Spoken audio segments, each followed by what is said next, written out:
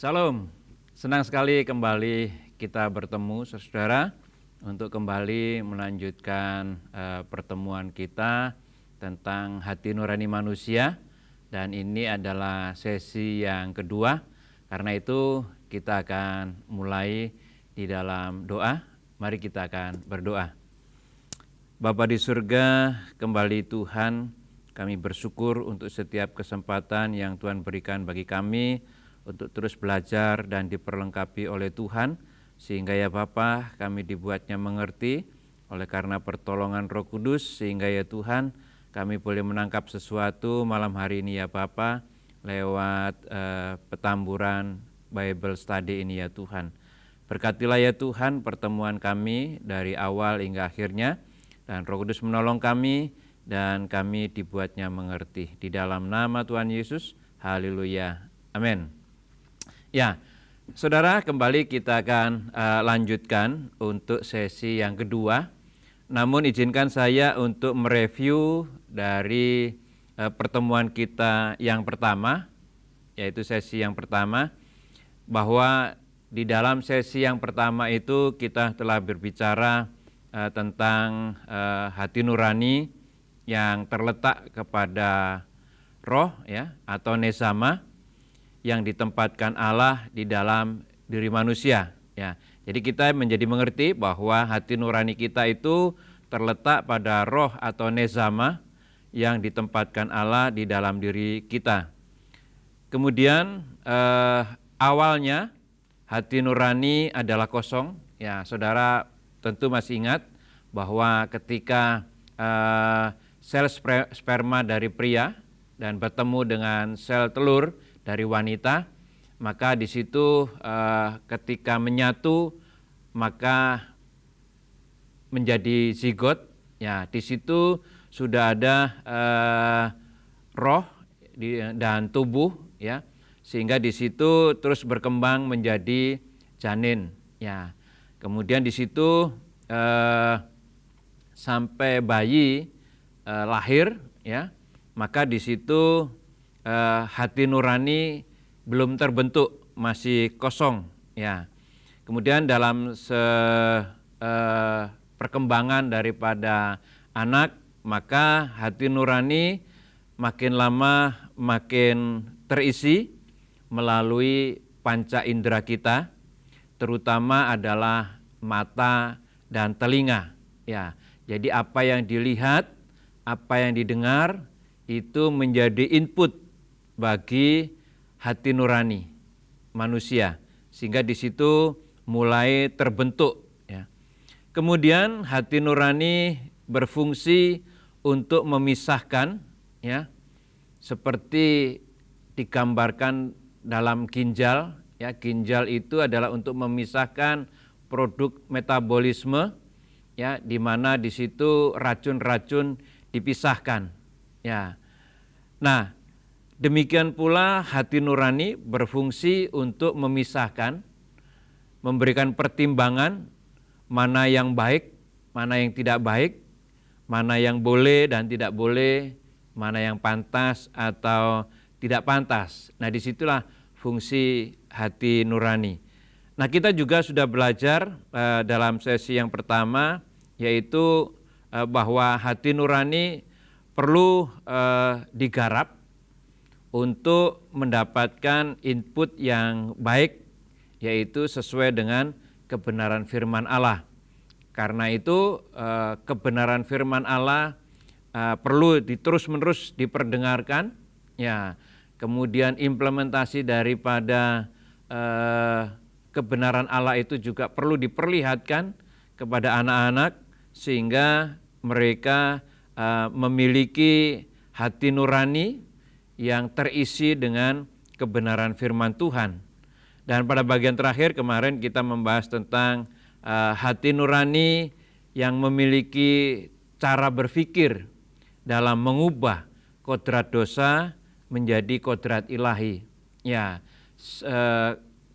keinginan dosa dirubah menjadi keinginan untuk memuliakan Tuhan. Sehingga hati nurani ini, saudara kasih Tuhan, ya, menjadi hal yang sangat penting di dalam kesadaran manusia, supaya manusia memiliki cara berpikir yang terus-menerus dalam hal mengubah kodrat dosa menjadi kodrat ilahi, atau keinginan dosa menjadi keinginan yang memuliakan Tuhan.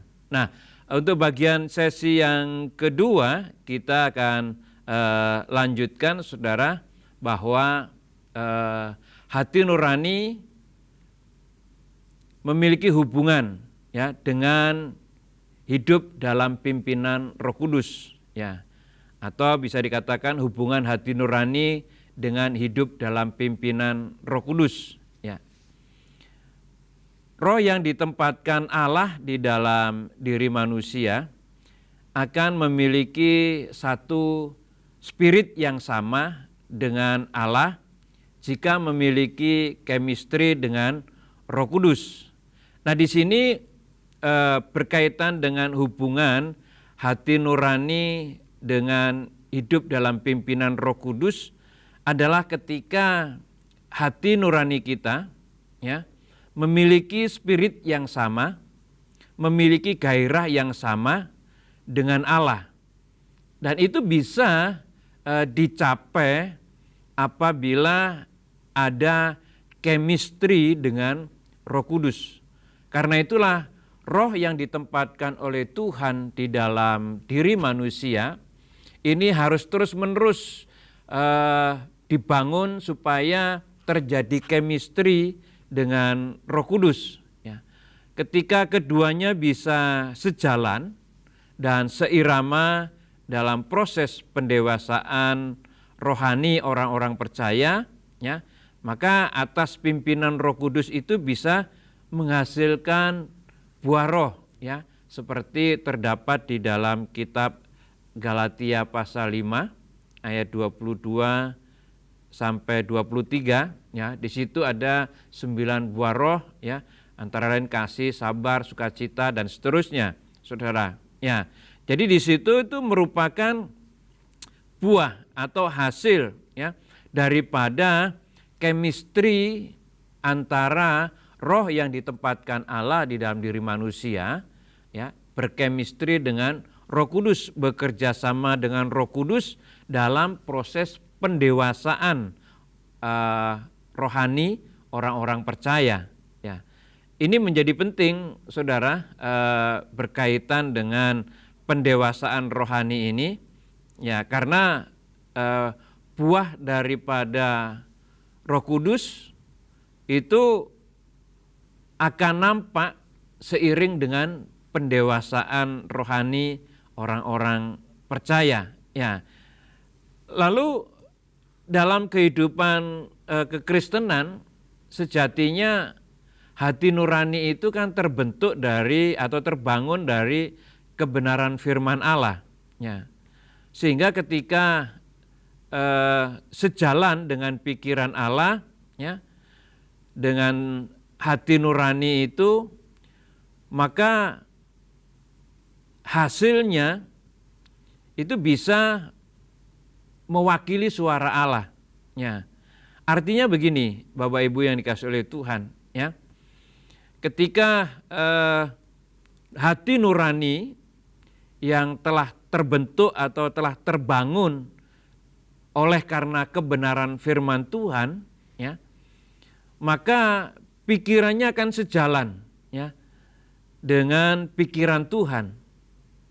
Jadi hati nurani kita akan bisa sejalan dengan pikiran Tuhan, sehingga apa yang keluar dari hati nurani kita itu bisa mewakili suara Tuhan, bahkan benar-benar sama dengan suara Tuhan, ya.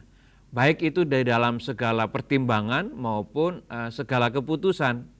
Oleh karena itulah hubungan hati nurani dan kehidupan dalam pimpinan Roh Kudus ini sangat berdampak yang positif, karena kalau tadinya hati nurani itu atau suara hati nurani itu disebut sebagai subjektif karena bersumber dari diri manusia itu sendiri, tetapi ketika diri manusia atau hati nurani manusia itu ada dalam chemistry dengan Roh Kudus, maka apa yang terdapat di dalam hati nurani itu sejalan dengan yang terdapat di dalam pikiran Tuhan. Ya, oleh karena itu jika terjadi demikian, maka hati nurani itu bisa mewakili suara Allah. Ya, suara hati nurani itu bisa sama dengan suara Allah. Ya, oleh karena itu perlu di dalam menggarap hati nurani kita ini terus-menerus dibangun dengan kebenaran firman Allah.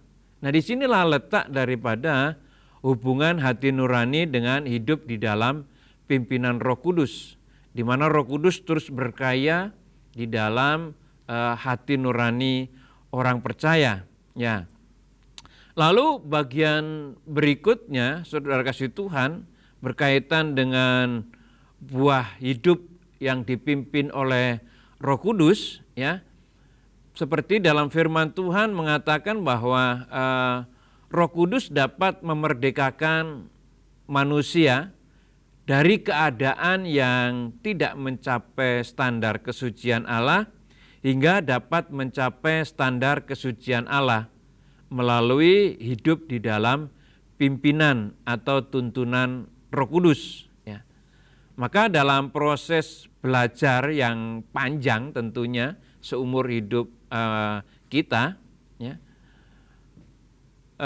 orang percaya harus terus berusaha, ya, menyesuaikan diri dengan kehendak Roh hingga dapat berjalan seirama dengan Roh yang adalah pikiran dan perasaan Roh Kudus. Maksudnya begini, saudara, ya, kita memahami bahwa Roh Kudus dapat memerdekakan orang percaya, ya, yang tadinya karena dosa, ya, maka tidak mencapai standar kesucian Allah, ya. Tetapi oleh karena pimpinan Roh Kudus, maka orang percaya dimampukan atau disanggupkan untuk mencapai standar kesucian Allah, yaitu melalui hidup dipimpin oleh Roh Kudus, hidup dituntun terus-menerus oleh Roh Kudus. Nah, dalam proses yang panjang inilah, maka orang percaya harus terus-menerus, ya, roh yang ditempatkan oleh Allah di dalam diri orang percaya harus terus-menerus menyesuaikan diri, ya, agar bisa berjalan seiringan dengan Roh Kudus, sehingga sepaham dengan apa yang dikehendaki oleh Roh Kudus, sejalan dengan apa yang dipikirkan dan dirasakan oleh Roh Kudus. Ya, nah ini akan menjadi bagian dalam kehidupan orang-orang percaya yang disebut dalam Alkitab itu dimerdekakan. Ya, sebagaimana di dalam Roma 8 ayat yang kedua dikatakan, roh yang memberi hidup telah memerdekakan kamu dalam Kristus dari hukum dosa dan hukum maut. Ya, maka kalau saya merenungkan dari apa yang disampaikan oleh Rasul Paulus dalam Roma pasal 8 ayat yang kedua, ya, maka kita menjadi sadar bahwa sebagai manusia, ya, kita tidak mencapai kesadaran atau tidak mencapai standar daripada kekudusan Allah karena adanya dosa, ya, adanya hukum dosa dan hukum maut. Tetapi puji Tuhan, kalau diri kita memberi diri dipimpin oleh Roh Kudus, maka di situ Roh Kudus yang memberi, ya, atau yang memerdekakan, sehingga saudara kasih Tuhan, ya, maka kata roh yang dimaksudkan di sini adalah roh kita, ya. Artinya bahwa kita akan memiliki spirit atau gairah yang lahir, ya, atau yang terjadi karena pergumulan hidup kita, ya, dalam pimpinan Roh Kudus bersama-sama dengan Roh Kudus, maka gairah kita, spirit kita, ya, akan membawa kita terus di dalam kemerdekaan terhadap hukum dosa. Ya. Nah, spirit ataupun gairah ini diperlukan bagi kita secara terus-menerus. Untuk apa fungsinya? Supaya kita bisa, ya, mengalahkan atau lebih tepat menaklukkan, ya, segala keinginan daging, ya. Semua keinginan-keinginan daging itu ditaklukkan, ditekan sedemikian rupa, ya, hingga kita bisa mencapai standar kesucian Allah, ya. Sebab tanpa semangat untuk menaklukkan segala keinginan daging, maka kita akan sulit untuk terjadi kemerdekaan, ya, di dalam hidup kita dari hukum dosa, ya. Karena apa? Karena keinginan dosa itu akan terus bergelora dalam kehidupan orang percaya. Tetapi jika kita memberi diri di dalam pimpinan Roh Kudus, maka saudara-saudara, ya, kita akan mendapatkan suatu hasil yang luar biasa, yaitu kemerdekaan dari hukum dosa. Karena apa? Karena kita terus-menerus dengan semangat, dengan perjuangan, ya, kita bisa menaklukkan segala keinginan daging untuk mencapai standar kesucian Allah. Ya, berarti di sini dalam peran Roh Kudus bagi orang percaya sangat penting, karena peran Roh Kudus di sini bersama-sama dengan roh yang ditempatkan oleh Allah di dalam diri manusia itu memiliki spirit yang sama, ya, yaitu memerdekakan kita dari hukum dosa dan hukum maut. Maka kebersamaan atau kesatuan dalam spirit inilah yang membuat manusia bisa terus-menerus menaklukkan segala keinginan daging, ya. Sehingga apabila ini kita terus bisa perjuangkan, ya, sehingga kita bisa mencapai standar kesucian Allah yang ditetapkan oleh Allah bagi kita, ya. Oleh sebab itu buah ini menjadi penting buat kita, yaitu buah hidup dalam pimpinan Roh Kudus. Lalu di bagian yang lain, saudara, ya, Roh Kudus di dalam kaitan dengan hati nurani, maka Roh Kudus juga bekerja untuk menyatakan perubahan secara permanen, ya. Oleh karena itu di bagian ini saya coba untuk menguraikan adanya perbedaan antara dipimpin Roh Kudus dengan hidup menurut Roh Kudus, ya. Dipimpin Roh Kudus adalah tindakan Allah mengajarkan kebenaran-kebenaran firman Allah kepada orang percaya, baik di dalam batinnya melalui pengajaran firman atau logos, maupun melalui pengalaman-pengalaman hidup atau rema.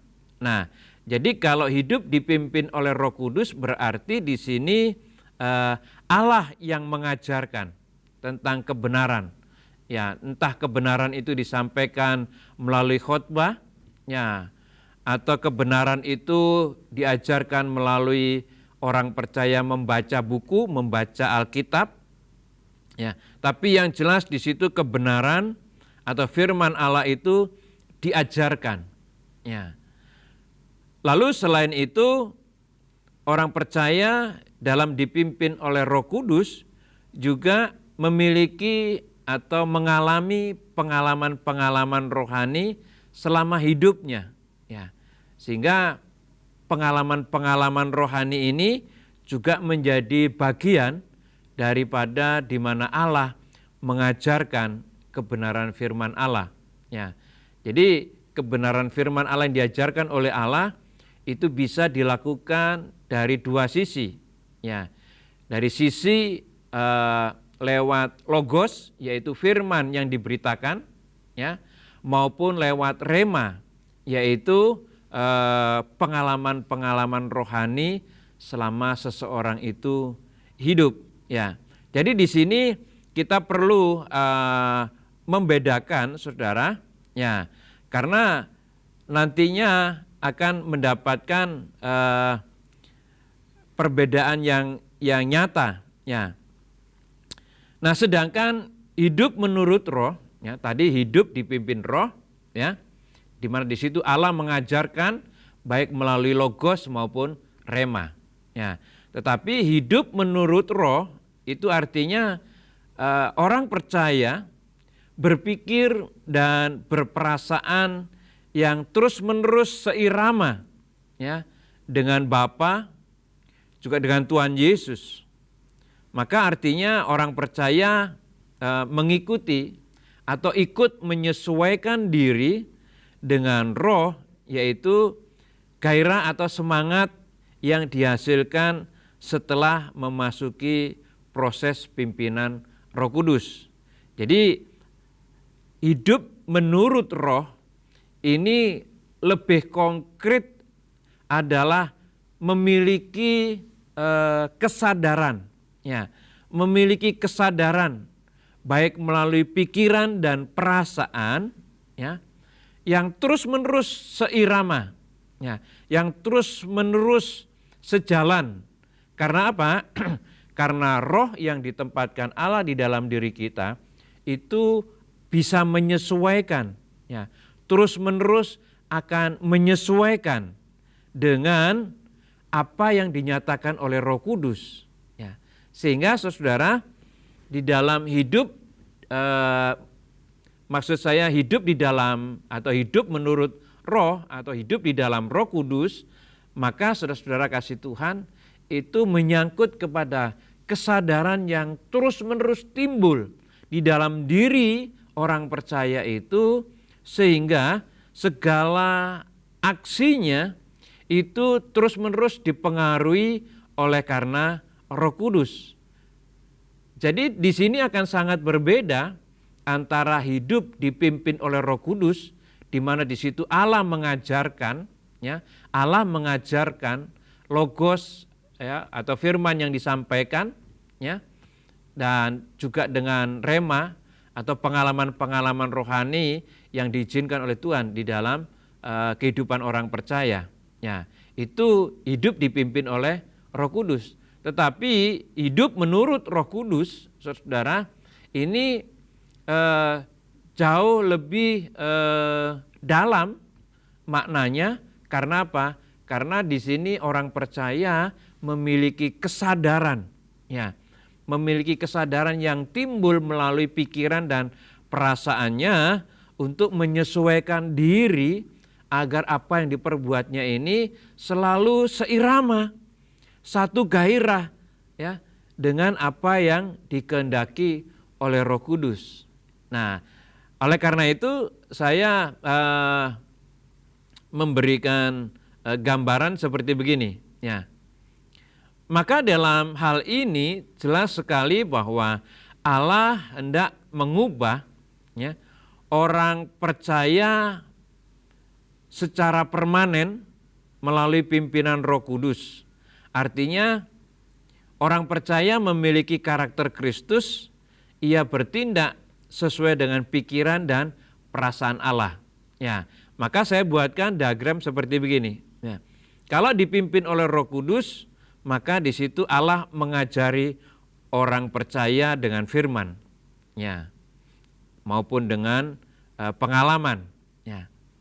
Lalu ditambah dengan hidup dalam Roh Kudus, di mana orang percaya terus-menerus menyesuaikan diri dengan kehendak Roh, maka akan menghasilkan sebuah perubahan karakter yang permanen.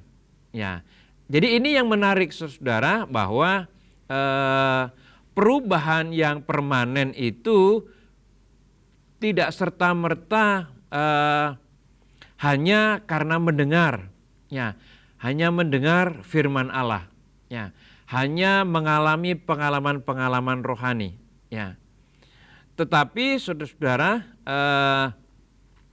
apabila mendengar firman, kemudian ditambah dengan mempraktikkan firman, ya, mempraktikkan firman, maka kita akan menghasilkan sebuah perubahan yang sangat permanen. Ya, kita ambil contoh yang sederhana misalnya. Ya, nah, seseorang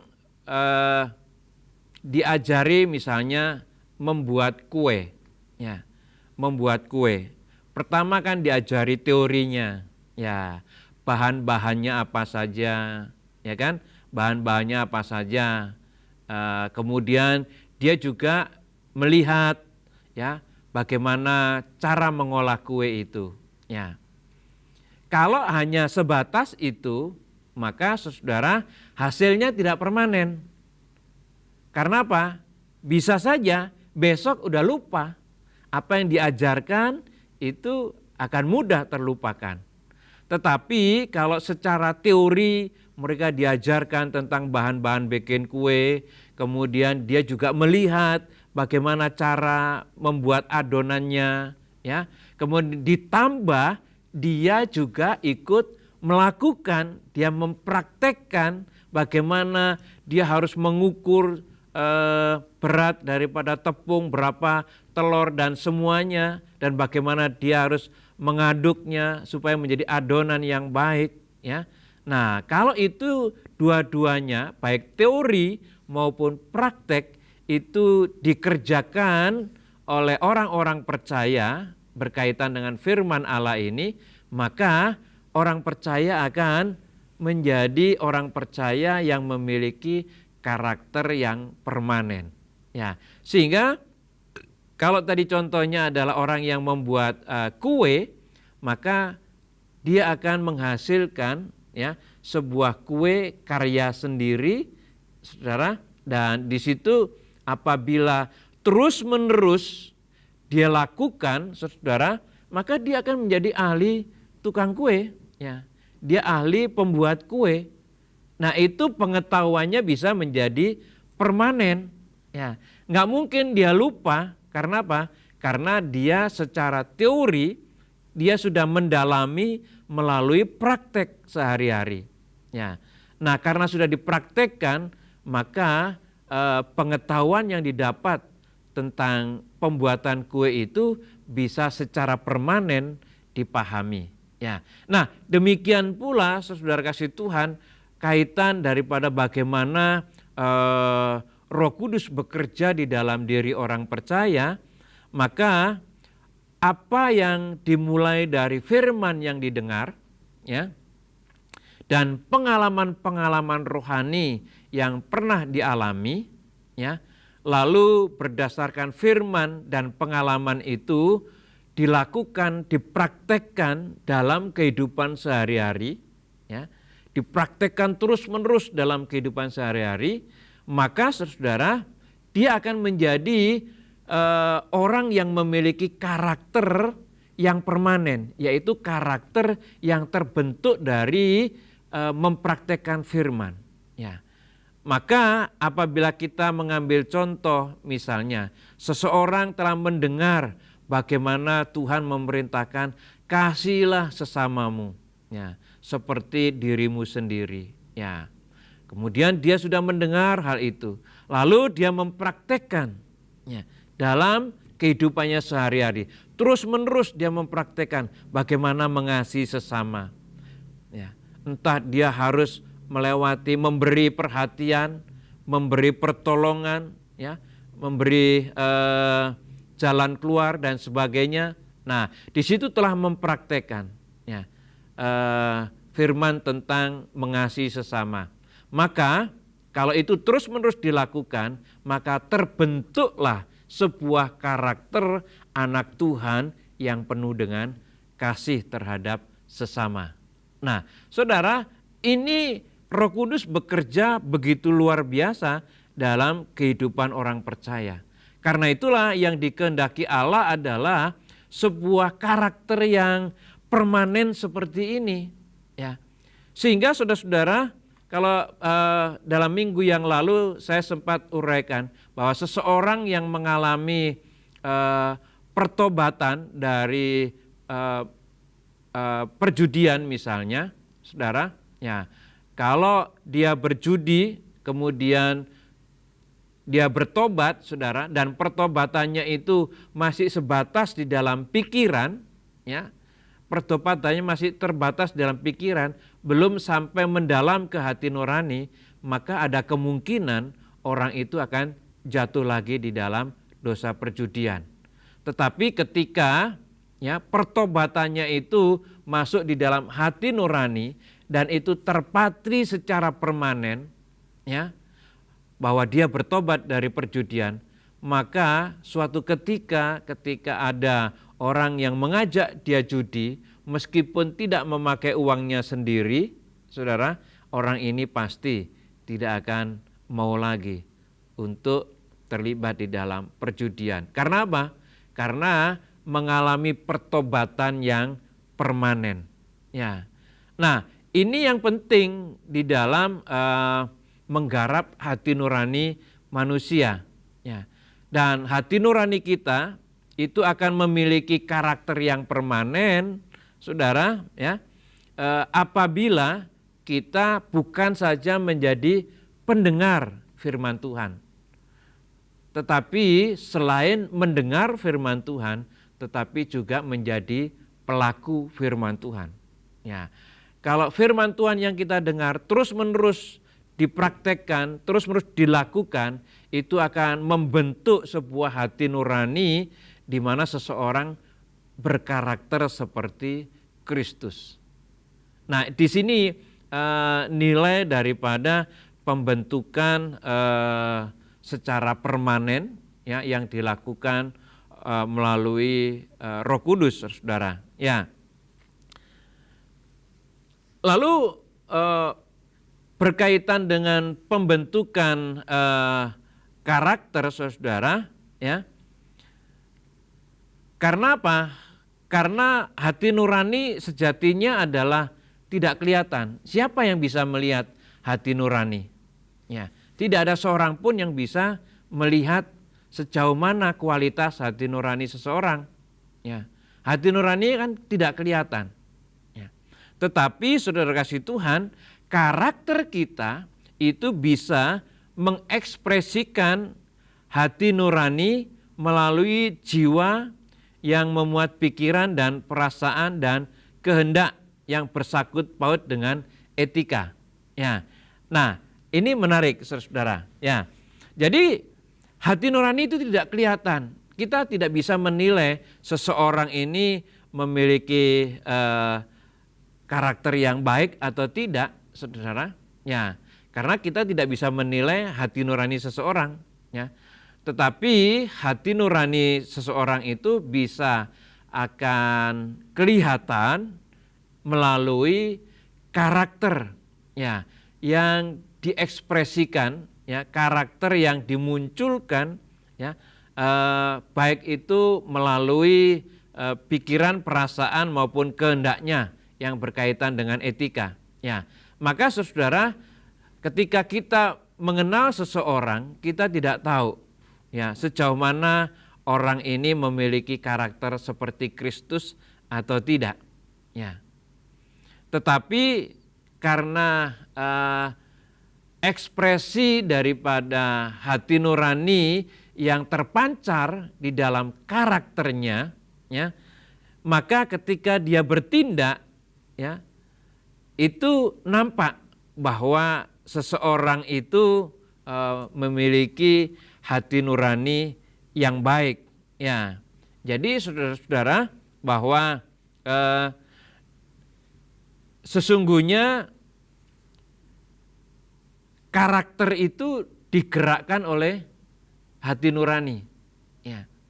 Jadi kalau kita pengen melihat hati nurani seperti apa sih orang ini, hati nuraninya seperti apa, ya, maka kita akan menilai atau melihat dari karakternya. Ya. Karena itu kita jadi mengerti bahwa ternyata, ya, karakter itu digerakkan oleh hati nurani. Ya. Maka dengan demikian nuranilah yang menentukan kualitas karakter. Ya. Jadi karakter orang ini, ya, bisa nampak bahwa disitulah adanya hati nurani yang terpancar melalui karakternya. Ya. Tentu nurani yang baik akan nampak pada karakter yang baik. Ya.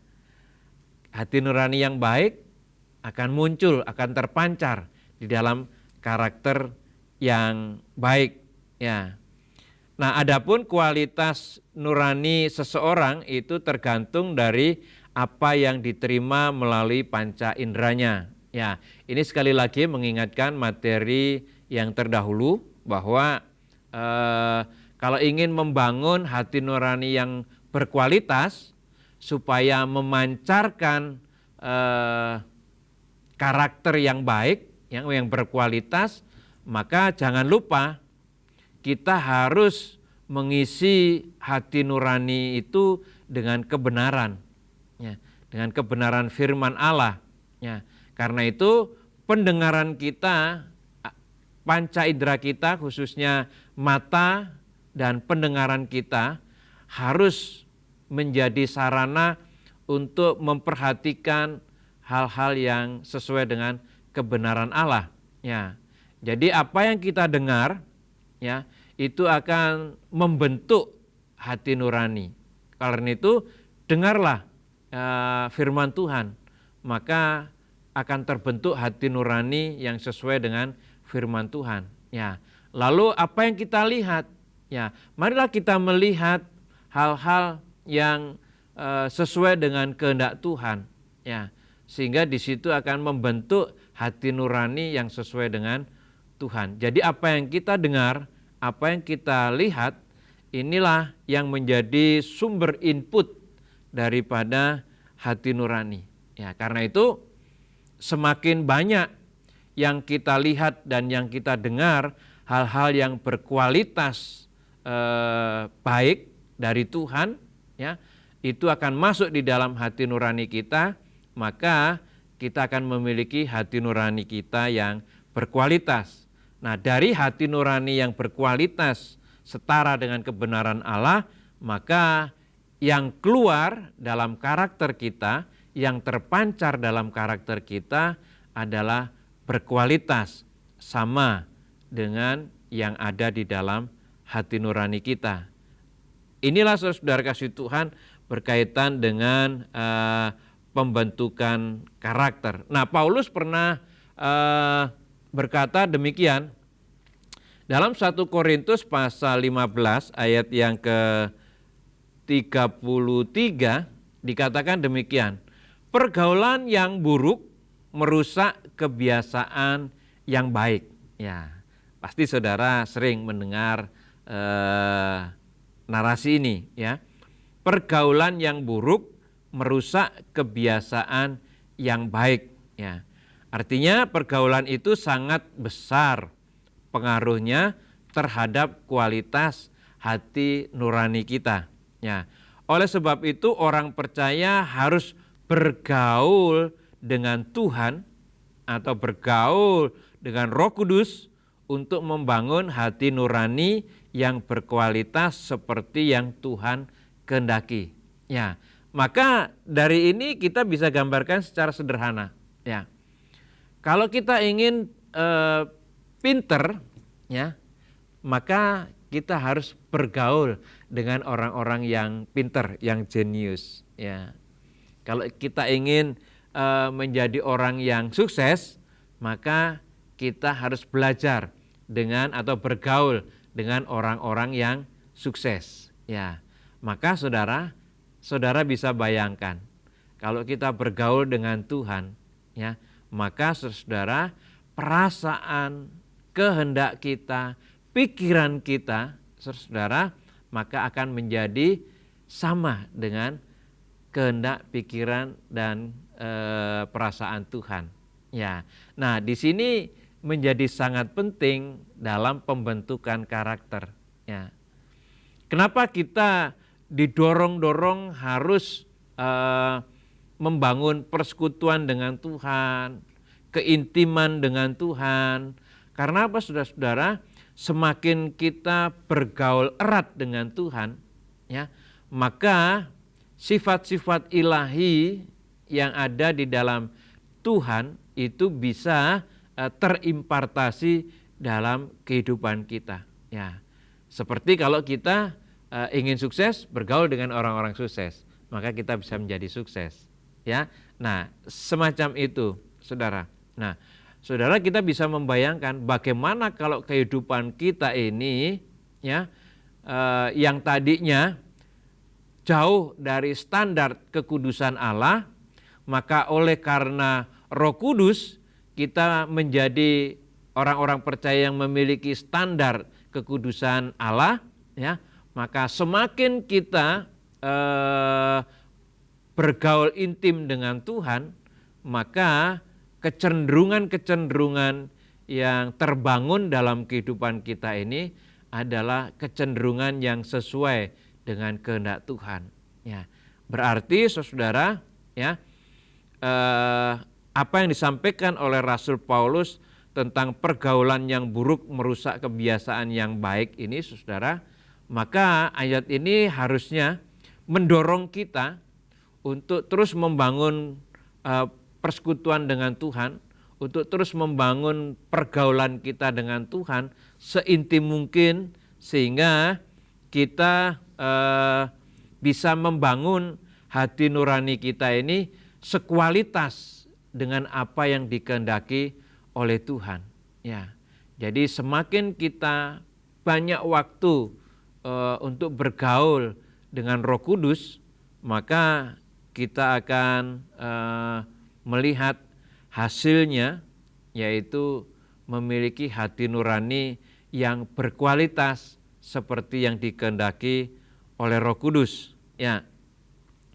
Lalu yang berikutnya tentang kepribadian, ya, berkaitan dengan kepribadian, saudara. Ya, memang pada dasarnya bahwa kepribadian setiap orang merupakan keunikan. Ya, di seluruh dunia ini meskipun orang mengatakan bahwa ada orang-orang yang kembar identik, ya, namun sejatinya, saudara, meskipun mereka kembar identik, mereka memiliki kepribadian yang berbeda. Ya, ini merupakan keunikan daripada masing-masing individu. Ya, nah, kepribadian itu kekal, ya, bernilai abadi, bernilai kekal, saudara. Jadi kepribadian seseorang itu tidak berubah, ya. Artinya tidak berubah, ya. namun saudara masih bisa diarahkan. Ya. Jadi seseorang yang memiliki kepribadian misalnya kasar misalnya, ya, tetap dia akan menjadi orang yang memiliki kepribadian kasar. Ya. Tetap dia akan memiliki kepribadian yang kasar. Tetapi dalam kuasa Roh Kudus, kepribadian yang kasar itu bisa diarahkan kepada hal-hal yang positif melalui pendewasaan rohani. Ya. Sehingga meskipun sampai pada masa tuanya tetap dia adalah kasar, ya, kepribadian yang kasar, dia tetap kasar, tetapi dia bisa diarahkan melalui pendewasaan rohani, sehingga dengan kepribadian yang apa adanya itu dia tetap bisa memuliakan Allah. Ya. Jadi apa yang diperbuatnya itu memuliakan Allah. Ya. Tetapi jika itu tanpa Roh Kudus itu sulit. Ya, menurut saya sulit. Tetapi oleh karena kuasa Roh Kudus sehingga apapun kepribadian seseorang, ya, ya kalau kita pernah belajar tentang kepribadian seseorang itu kan macam-macam, ya. Ada yang plekmatis, sanguin, ya, melankolis dan sebagainya. Ya, meskipun demikian, saudara, ya, ada beberapa macam kepribadian, tetapi semuanya itu bersifat abadi, ya, tidak pernah berubah. Namun oleh Roh Kudus itu bisa diarahkan supaya dengan kepribadian yang ada, ya, pada orang tersebut, pada individu tersebut, namun dia tetap bisa memuliakan Allah. Ya, itulah hebatnya daripada Roh Kudus yang diberikan oleh Tuhan bagi kita. Ya. Nah, Paulus pernah berkata di dalam 2 Korintus pasal 4 ayat yang ke-16, dikatakan demikian. Ya. Sebab itu kami tidak tawar hati, tetapi meskipun manusia lahiriah kami semakin merosot, namun manusia batiniah kami diperbaharui dari sehari ke sehari. Ya. Maka dalam hal ini setiap orang harus hidup dalam pimpinan Roh Kudus yang menuntun hidup seseorang bukan saja untuk hidup di dalam penurutan terhadap kehendak Allah, tetapi juga mengembangkan keunikan kepribadian yang sesuai dengan maksud Allah, menaruh kepribadian tersebut di dalam diri seseorang.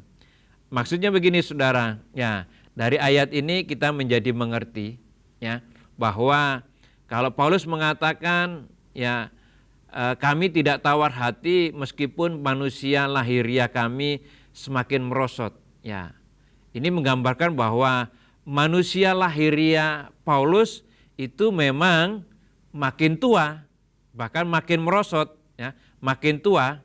Namun manusia batiniah kami diperbaharui. Artinya apa? Kepribadiannya saudara itu terus dikembangkan, ya. Dalam segala keunikan yang dimiliki oleh Paulus, kepribadiannya dikembangkan, ya, sesuai dengan maksud Allah untuk menaruh, meletakkan kepribadian di dalam diri Paulus. Ya, jadi Paulus meskipun secara lahiriah dia menjadi tua, ya, tetapi kepribadiannya sebagai umat yang menyembah, sebagai pribadi yang taat dan setia kepada Allah itu tidak berubah. Itu yang terus-menerus ditingkatkan.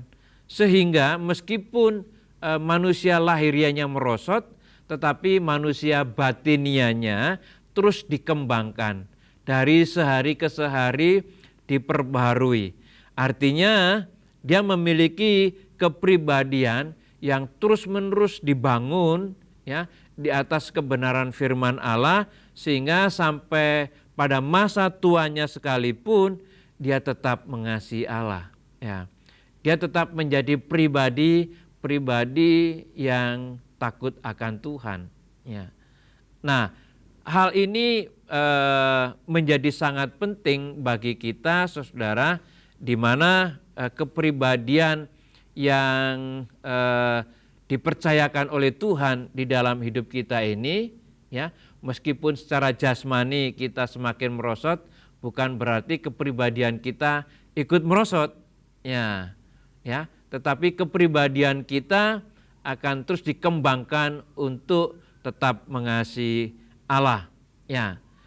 Lalu di bagian terakhir sebagai refleksi diri, saudara, ya, maka setelah memahami tentang hati nurani, yang 2 sesi saya sudah sampaikan, maka kita menjadi mengerti bahwa kita diselamatkan Tuhan, ya, itu bukan hanya sekedar bertobat dari segala tabiat dosa, bukan hanya sekedar dipindahkan dari api neraka ke surga yang kekal, tetapi yang dikehendaki oleh Tuhan juga adalah perubahan karakter sampai ke dalam hati nurani secara permanen, sehingga sebagai orang percaya kita mengalami kesadaran penuh untuk melakukan kehendak Allah. Ya. Jadi setelah mempelajari tentang hati nurani manusia ini, saudara, maka kita menjadi mengerti, ya, kalau Tuhan menjanjikan keselamatan kekal bagi kita, saudara kasih Tuhan, itu adalah nanti. Ya. Tetapi yang terpenting hari ini itu adalah bagaimana menggarap hati nurani kita ini supaya terbangun secara permanen karakter yang sesungguhnya yang Tuhan kehendaki, yaitu karakter seperti Kristus. Ya. Maka saudara kasih Tuhan, kalau kita membayangkan sebagai orang Kristen, ya, bahwa Tuhan menjanjikan keselamatan dalam kehidupan yang kekal di sorga, saudara kasih Tuhan, nah itu hasil akhirnya. Itu hasil akhirnya. Tetapi di dalam proses untuk mencapai hasil akhir, Tuhan menghendaki, ya, supaya semasa dalam perjalanan menuju keselamatan yang kekal itu, saudara, kita perlu menggarap hati nurani ini. Ya. Kita perlu menggarap hati nurani ini supaya hati nurani kita ini berkemistri dengan Roh Kudus, berkemistri dengan Tuhan, sehingga saudara ketika ini terjadi chemistry, maka terjadi perubahan-perubahan, ya, yang membawa hati nurani kita berkualitas ilahi. Dan ketika kita memiliki hati nurani yang berkualitas ilahi, maka akan terpancar di dalam karakter kita yang bisa dilihat oleh semua orang, di mana karakter yang terpancar itu adalah karakter yang baik seperti yang Tuhan kehendaki. Ya. Nah, saudara, ini penting karena ini proses yang terjadi dari hari ke hari. Ya. Jadi kalau kita berpikir bahwa keselamatan kekal yang dijanjikan oleh Allah itu adalah nanti, saudara kasih Tuhan, maka yang penting hari ini adalah bagaimana kita mengharap hati nurani kita. Ya.